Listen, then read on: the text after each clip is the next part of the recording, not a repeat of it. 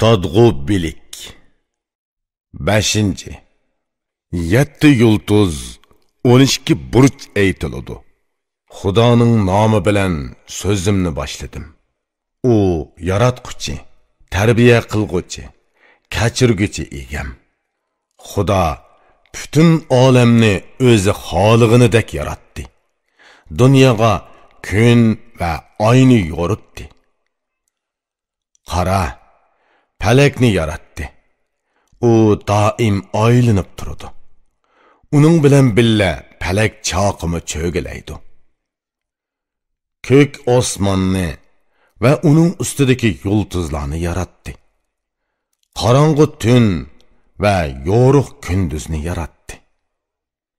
Bu osmondagi yulduzlarning bir qismi bezak, bir qismi yo'l ko'rsatguchi, bir qismi kuzatguchilar. Bir qismi kishilarga yorug'lik beradi, bir qismi yo'l ko'rsatguchi. Uningdan kishilar yo'l topa oladi. Ba'zilari yuqoriroq turadi, ba'zilari tuvan. Ba'zisi yorug'roq bo'lsa, ba'zilari xira. Bulardan eng yuqorida sakantir harakat qiladi. U 2 yil 8 oy bir uyda turadi. Uningdan keyingisi, ya'ni ikkinchisi 10 oy bo'lib, u bir uyda 12 oy turadi. 3-chi bo'lib qurut keladi. U qahri bilan harakat qiladi. U qayoqqa boqsa, yashargan narsalar qurib ketadi. 4-chisi yashiq bo'lib, u jahonni yo'rtidi.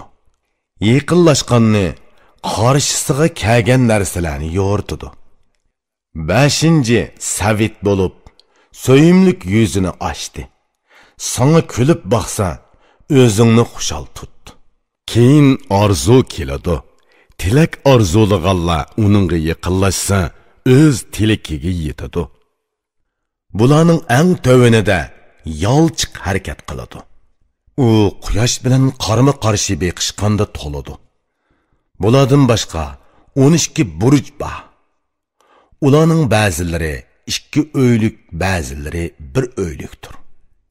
Qo'zi bahor yultuzi keyin ud keladi. Arantir quchiq bilan bir-biriga yaqin yuradi. Qara, arslan bilan buğday boshi qo'shnidir. Keyin ulgu chayon bilan yoning hamriyi. Uningdan keyin o'g'loq, ko'nak ham baliqlar keladi. Bular tug'sa osmon yo'rib ketadi.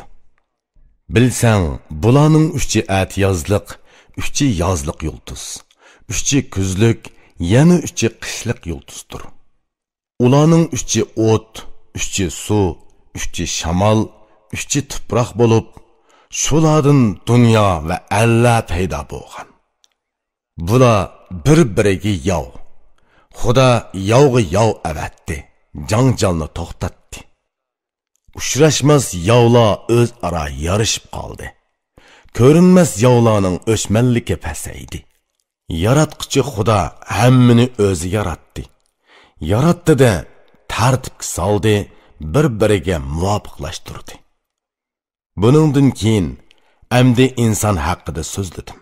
Uning qadri qimmati bilim, aql, farosat bilan bo'ladi.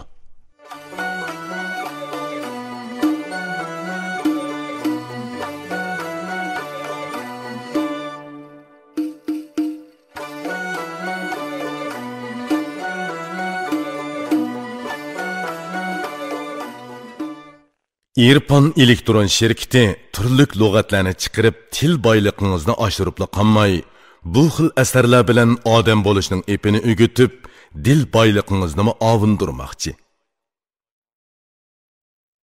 6. İnson bolasining qadri bilim va aql bilan bo'ladiganligi so'zlanadi. Xudo insonni xillab tanladi va yaratdi. Uningga fazilat, bilim, aql va farosat berdi. Uningga qalb ato qildi, ham tilini ravon qildi. Hayo va go'zal xulq, qiliq berdi. Bilim berganligi uchun inson bugungi buyuklikka erishdi. Parasat berganligi uchun tugunlay yeshildi. Xudo kimga aql, parasat va bilim bergan bo'lsa, uning qo'lidan ko'p yaxshiliklar keldi. Bilimni buyuk, idrokni ulug' deb bil. Bu ikkisi xillangan bandining martabasini o'stiradi. Bu so'zning dalili sifatida munu so'z keldi. Bu so'zni anglag'inda so'zingni shu yerda to'xtatdi. Qayerda idrok bo'lsa, ulug'likka erishidi. Bilim kimda bo'lsa, u buyuklikka ega bo'ladi. Parasatlik ufqolaydi, bilimlik bilalaydi. Bilimlik parasatliklar tilikiga yetadi. Bilimning ma'nosini bil. Bilim nima deydi? Bilim bilgan ardin hamon kesal yiroqlashidi. Bilimsiz kishilarning barchasi kasalchan keladi. Kasalni davolamasa kishi tezli o'lib ketadi. Yur, ay bilimsiz, kasalingni davola. Ey olim, bilimsizlikning davosini sen aytib ber. Parasat bir chulvurdur. Uningga erishgan kishi tumanlagan orzusi bo'lsa-mu tilikiga yetalaydi. Qara, parasatning kishiga foydasi ko'p. Bilim bilgandan keyin kishi aziz bo'ladi.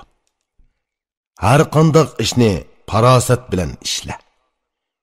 Erishgan vaqtlaringni bilim bilan mustahkamla.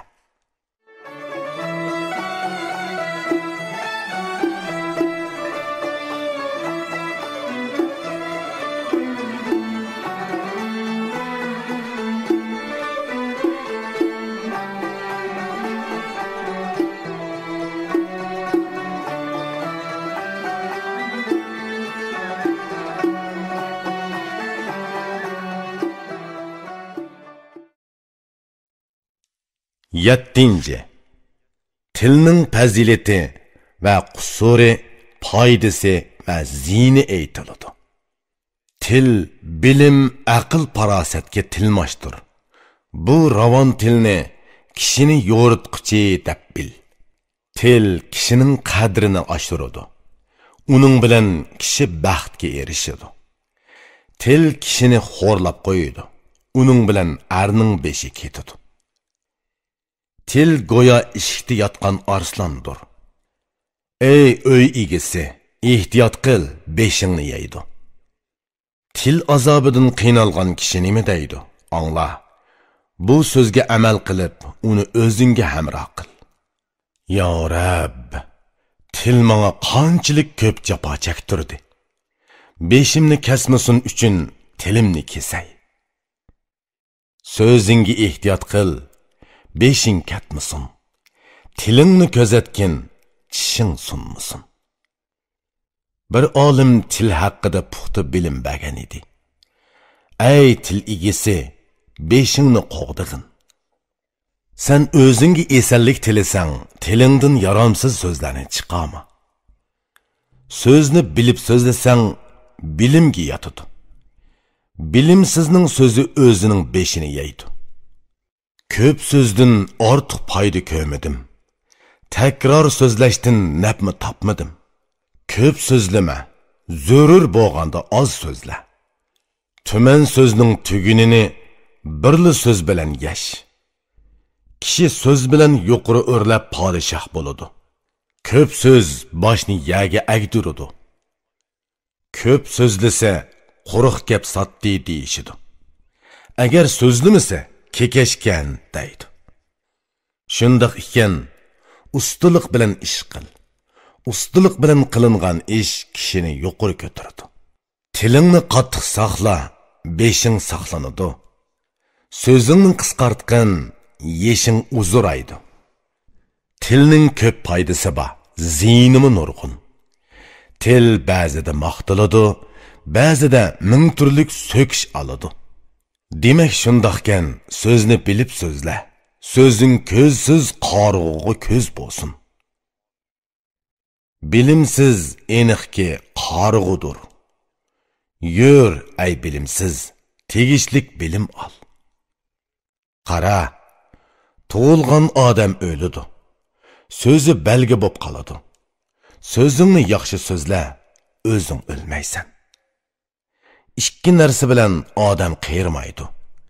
Biri yaxshi harakat, biri yaxshi so'z. Odam tug'iladi, o'ladi. Baqqinki, uning so'zi qoladi. İnsan o'zi kessimi, nomi qoladi. Sen o'lmaydigan bir hayot tilasang, xulqi mijozing bilan so'zingni yaxshi qil, ey dona. Tilni xeli maqtadim, ba'zida so'kdim. Maqsadim tilni sana tushundirish edi. Hammali so'zni yig'sa aql ma'qul ko'maydi. Kishi hojatlik so'zni so'zlaydi, yoshirmaydi. Ey dona, so'zimni o'g'limga so'zladim. O'g'il mendan töven turdi. Manga qandoq tanglashsin? Ey o'g'il, so'zimni sana so'zladim. Ey o'g'il, sana o'zimning bu nasihatimni qildim. Mendan sana oltin kumush qolsimi, sen uni bu so'zlarga tang ko'ma. Kumushni ishlatsang tugaydi, yo'qoladi. So'zimni ish qilsang, kumush tepiladi. Kishidan kishiga qoladigan meros so'zdir. Vasiyat qilingan so'zni esingda tutsang, foydasi ko'pdir. Ey dona olim, bugun qopqingni turma. O'zrimni ayminib aytaman.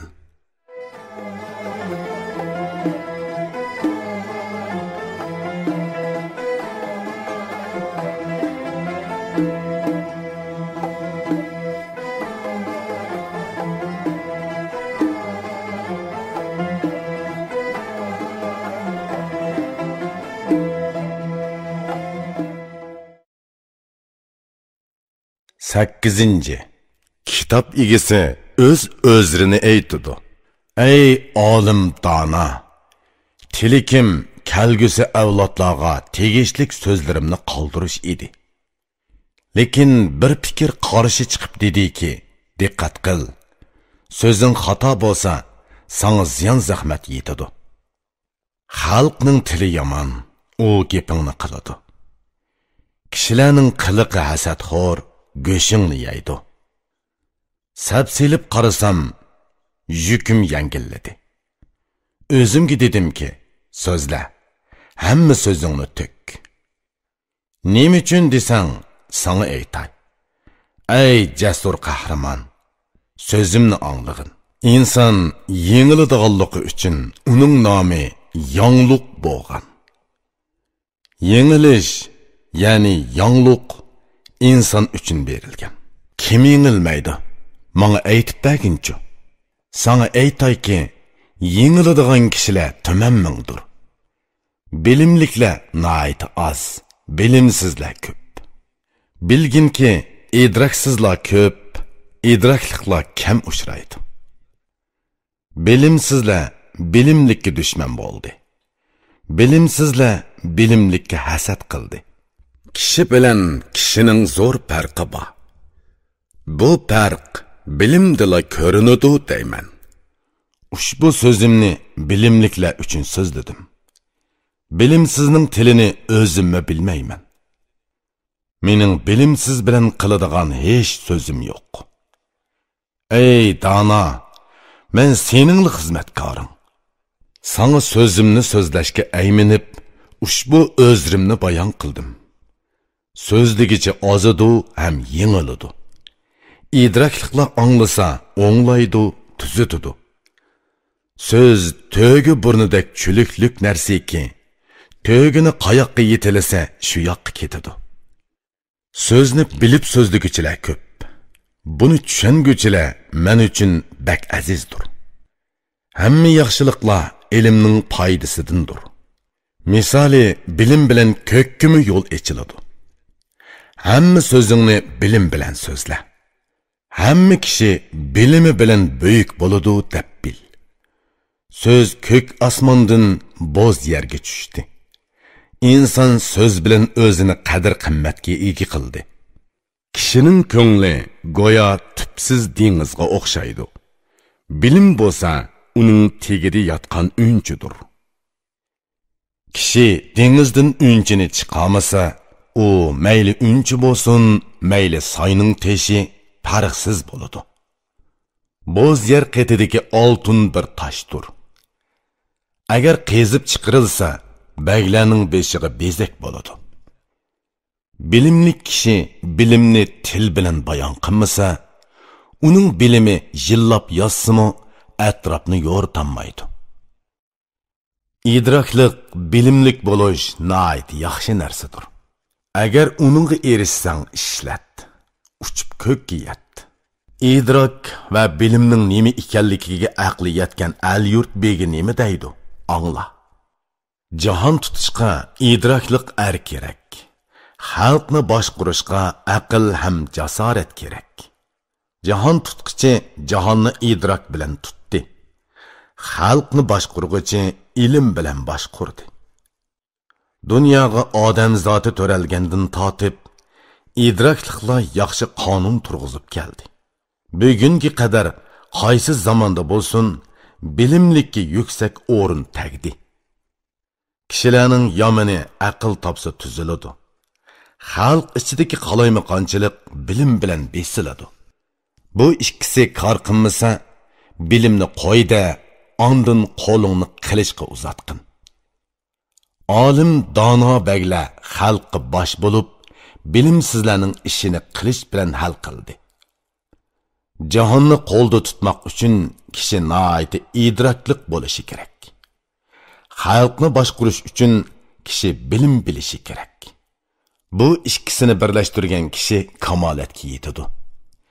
Komil dunyo ne'matlarining hammasiga ega bo'ladi.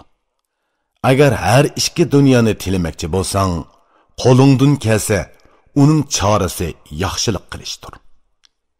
Agar o'zing yaxshi bo'lishni tilasang, yur, yaxshilik qil. Boshqa so'zga hojat yo'q. Kishi mangulik yashamaydi. Nomi mangu yashaydi. Uning yaxshi nomi mangu saqlanib qoladi. O'zing mangu emas, balki noming mangudir. Noming mangu bo'lsa, o'zingmi mangulik bo'lasan.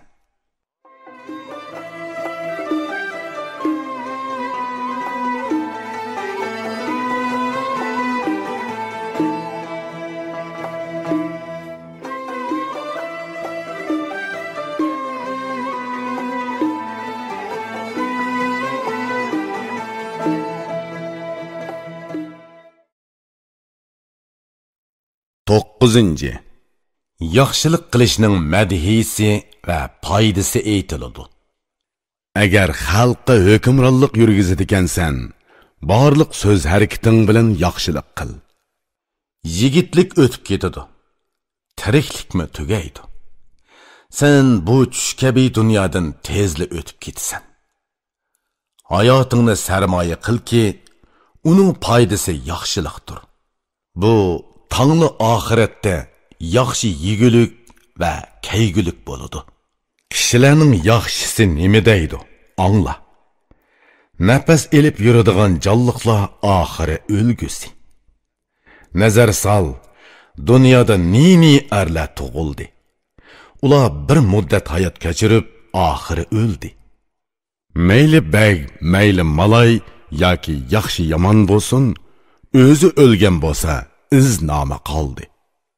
Endi bu o'rin navbatida sana tegdi. Hammadan avval yaxshilik qil, yaxshi bo'l. Tirik odam oxir o'lgusi va yerni to'shak qilg'usidir. Qara, kishi yaxshilik bilan o'lsa, nomi hayot qoladi. Ikki turlik nom tilloda yashaydi. Biri yaxshi nom, biri yomon nom dunyoda qoladi. Yomon so'kish oladi, yaxshi maqtashga erishidi. O'zingga qarab ko'gin, qaysisini xohlaysan? O'zing yaxshi bo'lsang, noming maqtaladi. Agar yomon bo'lsang, so'kilasan, ay pok kishi. Pas Zahhak nima uchun so'kishga loyiq bo'ldi? Baxtlik Fridon nima uchun maqtaldi? Biri yaxshi edi, uni maqtashdi. Biri yomon edi, uni so'kishdi. Sana yomonlik loyiqmi yoki yaxshilikmi? So'kishni xohlamsan yoki maqtashnimi? Qaysisini xohlasang birini tanla. Tanlig'ining yaxshi bo'lsa-mu, yomon bo'lsa-mu, keyin o'kinma. Tajribali kishi buningga bir tamsil so'z aytdi. Tajribali kishi el-yurt ishini biladi. Kishi yaxshi nom bilan olqishga erishadi. Yomon nom chiqarganlar o'lganda qarg'ish topadi. Yomonlik qilganlarni ko'p sinadim. Kunlar o'tgan sari kuchdan uzildi. Ey bilimli kishi, qanchaki ko'zatsam yomonlarning ishi ilgari bosmadi. Yomonlik bir o'tdir. O't ko'ydiradi. Yo'lida o'tishga bo'ladigan kechik yo'qdir. Bizdan ilgari o'tganlarga qarab ko'rsak, mayli qari xalq, bag yoki dunyo so'rig'ichi bo'lsin, bularning qaysisi bilimga erishgan bo'lsa, ular zamon va dunyoni qo'lida tutaladi. Dunyo baglarining qaysisining bilimi bo'lsa, yaxshi qonun turg'izdi. Oddan kishilardan bo'ldi. Bugunmi kimiki yaxshi deb atalgan bo'lsa, eng avval shular yaxshilarga bosh bo'ldi. Qaysi bek dona bilimga yaqin bo'lsa, u bilimli kishilarni o'ziga yaqin tutdi. U qo'liga olgan har bir ishni diqqat bilan ishladi. Ilmini ishqa silib xalqni boshladi. Elini tuzatganlikdan xalq beyidi. Xalqning boyligini o'ziga qo'rg'on qildi. Sexiy deb otilib yaxshi nom chiqargan, sexiy odam o'lsa, uning nomini tirik deb bil. O'lishni bilib o'ziga hozirlik qilganlar tiriklar uchun nomini kitobga putib qo'ydi. Bugun kim uni o'qisa bilimga ega bo'ladi. Ularga agishib yaxshilik qiladi. Dunyoda bilimdan aziz yana nima bo'lsin? Bilimsiz deganlik er uchun sat haqoratdir. Dunyoda ko'p narsalarni sinab uzun yashagan bilimli kishining nima deganligini angla. Bilim sizga to'rdan o'rin tegsa, qarag'inki to'r paga bo'lsa to'r hisoblanadi. Agar donoga pagadan o'rin tegsa, bu paga to'rdinmi yuqori bo'ladi. Bunchilik qadr-qimmatning hammasi bilim uchundir. Dunyoda uning o'rni mayli to'rda yoki pagada bo'lsin baribir. Qara, bu esil kishilar ikki turlik bo'ladi. Biri bag, biri dona. Bular insonlarning boshlamchisidir. Buningdan boshqalarning hammasini hayvon hisobla. Xohlasang bu tarafda tur, xohlasang u tarafda. Sen qaysi tarafda turasan, menga ochiq ayt. Ikkidan bir tarafida bo'l, uchinchisidan qoch. Biri qo'liga qilich elib xalqni idora qiladi, biri qalam elib yashash yo'lini ko'ztadi. Ulardan yaxshi qonun meros bo'lib keldi. Bu meros kimning qo'liga tegsa, yuqori o'rladi. O'likdan tirikka meros qiladigan narsa so'zdir. Meros qolgan so'zni anglasa, uning ko'p foydasi bor. Aniqki, bilimsiz bir qarg'udir. Ey ko'zsiz qarg'u, bir o'lish bilim ol. Kishi ko'rki so'zdir. So'zning turi ko'p. Yur ey tilim, yaxshi so'zli kishini maqta. Buningga taqlidan turkcha bir misol keltirib, buni shuningga o'xshatib so'zladim. Aql ko'rki tildir, tilning ko'rki so'z. Kishining ko'rki yuzdir, yuzning ko'rki ko'z. İnson so'zini til bilan so'zlaydi. So'zi yaxshi bo'lsa, yuzi yo'riq bo'ladi. Nazar silinsa, bu turk baglari jahon baglarining yaxshilari edi.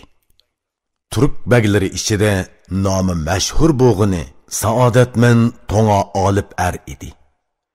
Yuqori bilimi bilan fazilati ko'p. Bilimlik, aql, farosatlik xalqning xili edi. U ajoyib xil, yaramliq, jasur edi. Dunyoda zerak arlar jahon so'radi. Tojiklar uni Afrasiyab deb ataydi. Bu Afrasiyab köp ellerini talap başqurdi. Naiti köp fazilat, aql, bilim kerak ki, jahon so'rig'ichi ondin jahonga qo'l sunsun. Tojiklar buni kitobda yozdi. Kitobga yozmagan bo'lsa, uni kim biladi? Jasur, botur kishi naiti yaxshi aytgan. Jasur kishi chegish tugunlarni yeshidu. Jahon so'rash uchun ming turlik fazilat kerak. Qulanni besish uchun arslan kerak. Jahon so'rig'uchiga ming tuman fazilat kerakki, uning bilan al yurtni so'raydi va tumonni suzildiradi. Jahon so'rig'uchi qilich urib dushman bo'ynini kessin. Qonun bilan eli va xalqini tuzusun.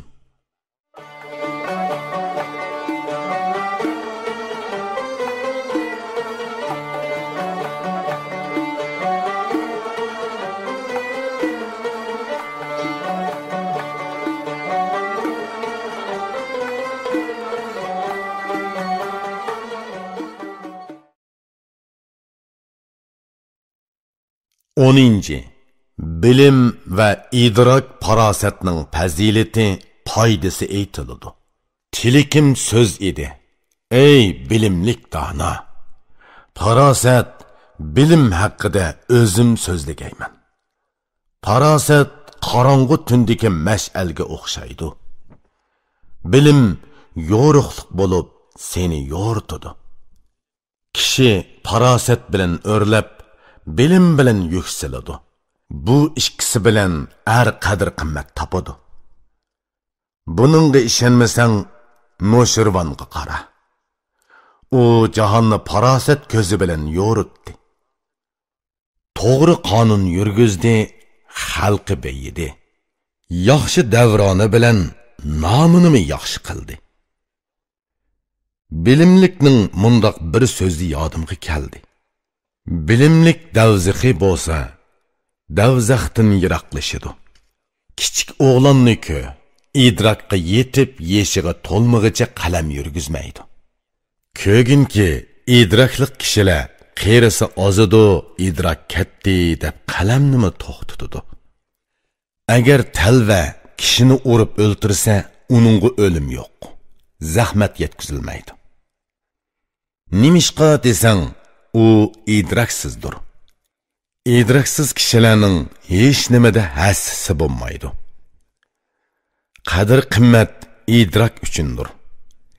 Aql idraksiz kishi bir o'chim loydir. Sapsilib qarasang, bu so'z yaxshi aytilgan. Aql idraksiz, bilimsizlar o'zini yuksaltirmaydi. Nazar solsang, barcha kishi kiyim kiydi. İdraklik, bilimliklar kiyim bilan emas, asli bilan qadrlikdir. İdraklik kishi esil bo'laman desa bo'la oladi.